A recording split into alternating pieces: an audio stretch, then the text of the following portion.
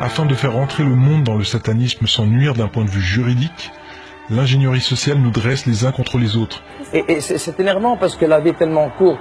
On est là pour s'aimer, on se fait des complications. Il y a eu les Weinstein et toutes ces histoires de lawsuit qu'on a presque peur à parler à une femme. Nous rentrons à présent toutes et tous dans des cases de plus en plus petites, revendiquant nos différences et autorisant les déviances les plus étranges à intégrer la normalité de notre quotidien et celui de nos enfants au nom de la liberté. Vous n'êtes pas un homme. Ah non, non, je ne sais pas ce qui vous fait dire que je suis un homme, mais je ne suis pas un homme. Votre apparence? Ah bon? Vive la République et vive la France! Nous ne sommes à présent plus dans le refus de la morale, mais dans la disparition même de ce concept. Le piège finit de se refermer sur nous, les derniers vestiges du bien et du mal tendent à disparaître, on a eu beau prévenir les peuples, mais ils n'écoutent que leur maître de la bien-pensance qui, pour se protéger, vote des lois de plus en plus liberticides, nous associant à des illuminés prêts à gober toute théorie qui nous soulagerait de ce monde très très méchant. Nous sommes à 1 mois de la rentrée des classes, et vous n'avez rien vu venir malgré nos avertissements. L'éducation, c'est primordial et c'est pour ça qu'à partir de la rentrée, avec Jean-Michel Blanquer, nous avons adressé une circulaire à tous les recteurs de France en leur demandant de mettre en œuvre une loi qui existe déjà, mais qui n'est pas mise en œuvre, qui demande qu'il y ait 3 séances par année scolaire d'éducation à la vie affective et sexuelle. Je suis médecin, j'ai été chef de service en pédopsychiatrie pendant 35 ans, professeur associé de psychologie de l'enfant, et je parle aujourd'hui au nom d'un groupe de professionnels de l'enfance, lanceurs d'alerte, très inquiets de ce qui attend les enfants et les adolescents si nous ne nous mobilisons pas. Je pense qu'il faut profiter de cette porte entrouverte pour y glisser la question aussi de l'orientation sexuelle et de l'identité de genre. Ok, je suis obligé de faire une petite parenthèse, suivez-moi bien, c'est très important. Alfred Kinsey était un scientifique obsédé par l'homosexualité et l'adultère qui mena une célèbre recherche sur la sexualité des hommes puis des femmes, ce qui donnera une Bible à laquelle les médias rendent encore hommage aujourd'hui. Le rapport Kinsey, qui fut par ailleurs financé par les Rockefeller. Mais ce que ne vous disent pas Slate.fr, Mademoiselle ou Psychologie, lorsqu'ils vantent les mérites de ce psychopathe, c'est que Kinsey forma des pédophiles à violer des enfants et à tenir des notes sur chaque aspect du viol. Table 34, a 4-year-old child. 26 orgasms in 24 hours. That's an around-the-clock experiment. Wow, that's torture. That's torture, you bet. Tenant un journal portant sur leur propre plaisir pendant l'acte, où toutes les réactions des enfants de tous âges sont répertoriées, qu'elles soient les pleurs ou la lutte de l'enfant, considérées faussement comme des orgasmes. De ces viols à répétition sur des milliers d'enfants et bébés par tous ces pédophiles, naîtra donc le rapport Kinsey, qui deviendra rapidement le fer de lance dans le combat pour la libération sexuelle et pour le féminisme des années 70, et marquera un tournant dramatique dans notre rapport au sexe. Aujourd'hui, le rapport Kinsey est sans aucun doute possible à l'origine du droit à l'éducation sexuelle qui arrive dans nos écoles cette année. Rarement un livre pour enfants n'aura fait autant parler de lui. Tous à poil, un livre de 34 pages destiné aux 6-8 ans. Au fil de l'ouvrage, on y voit une maîtresse, un policier, une grand-mère, des personnages représentant l'autorité, se déshabiller. Vous vivez à présent dans une France amorale. Le centre de documentation le classe dans la catégorie dite pour bousculer les stéréotypes. Et les stéréotypes, ça se déconstruit dès le plus jeune âge. Qu'on lutte contre les stéréotypes d'inégalité, oui. Qu'on inculque et qu'on déstabilise des enfants en expérimentant sur eux une théorie hasardeuse qui n'est pas scientifique, c'est grave. Et ce qui est encore plus grave, c'est qu'un ministre de la République cache aux Français ce soir, devant nous, la réalité de ce qui a été mis en œuvre. Et c'est notre devoir d'homme politique de prévenir les parents et de mettre fin à cela. Et gare à vous si vous n'emboîtez pas le pas de cette nouvelle ère qui démarre officiellement chez nous à la rentrée 2018. Gare à vous si vous n'acceptez pas que vos enfants de 4 ans reçoivent des cours d'éducation sexuelle. Gare à vous si vous n'acceptez pas que votre fille soit un garçon, votre garçon une fille, ou même ni l'un ni l'autre et qu'il décide de se sentir non-binaire. Ce programme introduit aussi la théorie du genre, c'est-à-dire l'idée selon laquelle notre identité sexuelle, garçon ou fille, masculine ou féminine, est une construction sociale qui n'est pas liée à notre sexe biologique. As far as the actual psychological issues at play, it used to be called gender dysphoria or gender identity disorder, now they call it gender dysphoria. The idea that sex or gender are malleable is not true. Ah bah il faut pas confondre identité de genre et expression de genre, sinon on va déjà mal partir. Alors expliquez-moi. Je suis non-binaire, donc ni masculin ni féminin, Comment et je vous refuse qu'on me genre comme un homme. Comment vous définissez-vous? Comme non-binaire. Comme non-binaire. Oui.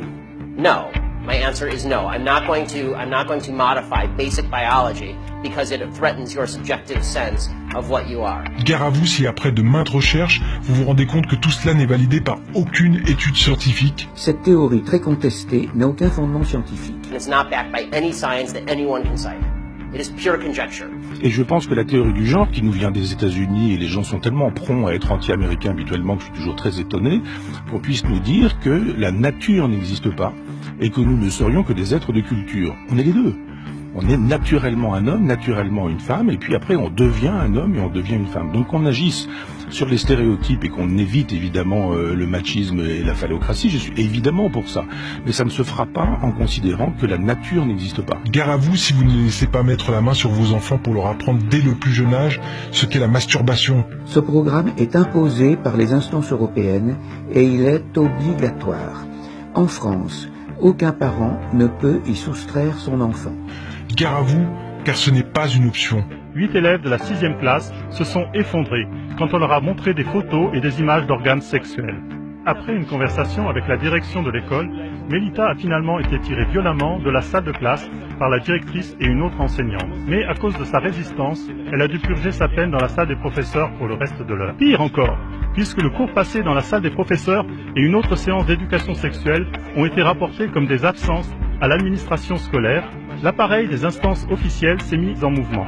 Après une amende pénale suivie d'un refus de paiement de la part des parents de Mélita, entraînant une accusation devant le tribunal, puis la visite de l'huissier de justice, et puis l'affaire est transmise au tribunal régional supérieur, où les parents n'étaient plus autorisés à se défendre eux-mêmes. Après une dernière demande de paiement, Eugène M., le père de Mélita, a finalement été informé que lui et sa femme Louise sont condamnés à une peine de prison d'1 jour. Et ils ont été priés de prendre contact volontairement avec le tribunal responsable. Comme Eugène M. était convaincu de son innocence, il a refusé de s'y plier, et il a donc été emmené par des agents pénitentiaires et finalement emprisonné. Sa femme, Louise, enceinte, a fait l'objet de la même sentence. Il reste à voir comment les autorités procéderont à son égard à cause de sa grossesse. C'est un sentiment bizarre d'être enfermé en prison pour quelque chose dont, en fait, au sens propre, on n'est pas coupable. Et le droit à l'éducation sexuelle n'a absolument rien de libertaire. Les droits sexuels sont le droit à la satisfaction de ses désirs, alors que la civilisation et le bien commun demandent qu'on maîtrise ses pulsions et pas qu'on exige de les satisfaire. Le droit à l'éducation sexuelle, c'est avant tout le droit qu'a votre enfant, une fois son identité la plus intime brisée, à même se revendiquer un jour d'une autre couleur de peau. Non mais c'est intéressant qu'on interroge tous nos propres stéréotypes autour de la table, parce que sans même m'avoir posé la question, vous supposez que je suis un homme.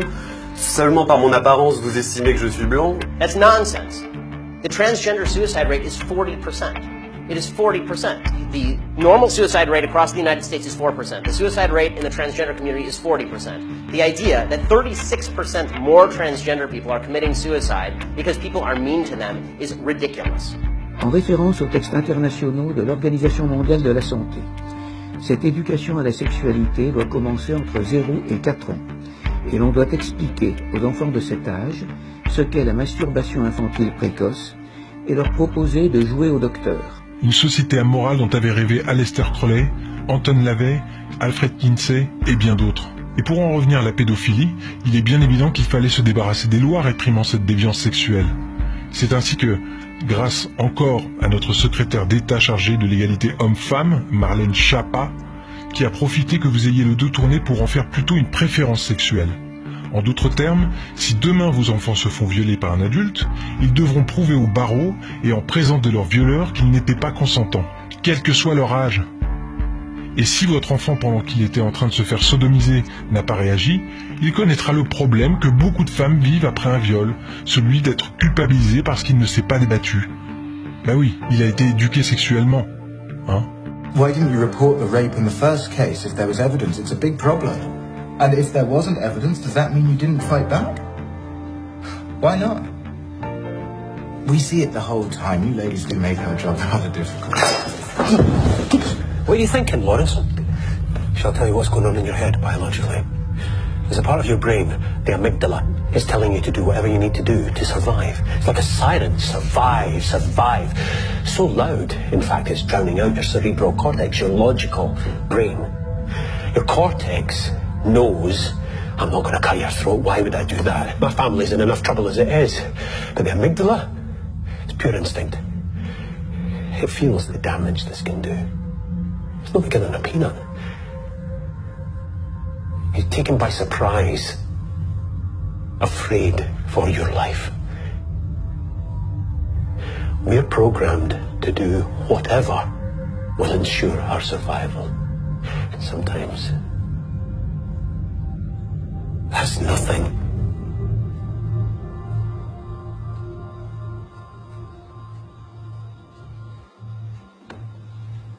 I think you've made your point.